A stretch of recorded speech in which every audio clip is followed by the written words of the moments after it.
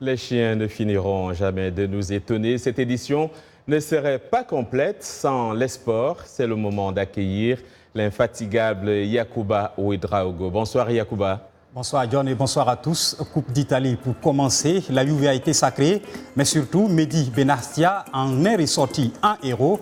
En effet, pointé du doigt après l'élimination en Ligue des Champions, le Marocain a reconquis les supporters de la vieille dame hier en signant un doublé. En finale contre le Milan AC, un match remporté 4-0 par la Juventus. C'est le 4e sacre de suite pour la Juve, la 13e Coupe d'Italie de son histoire. Mais surtout, cette finale a redonné du sourire à Mehdi Benassia.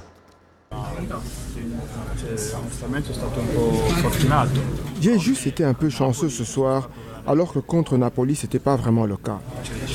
J'avais pourtant fait un bon match, puis pendant un moment, j'ai raté ma position de marquage et pendant 2 semaines, tout le monde disait que j'étais inutile. Je ne suis pas devenu fantastique maintenant. Je suis juste heureux d'avoir donné ma contribution à mes coéquipiers, car ils le méritent.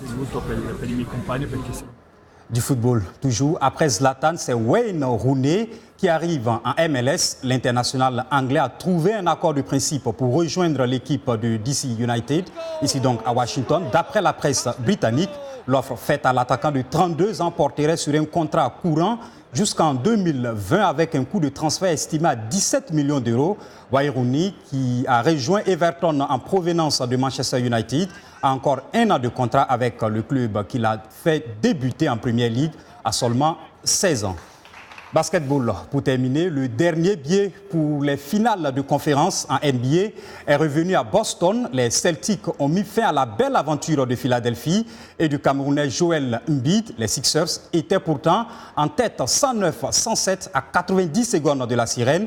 Mais une interruption d'Al Horford et un panier de Jason Tatum ont permis à Boston de prendre l'avantage dans le sprint final 114-112. C'est tout pour ce qui est de l'actualité sportive du jour. Merci Yacouba.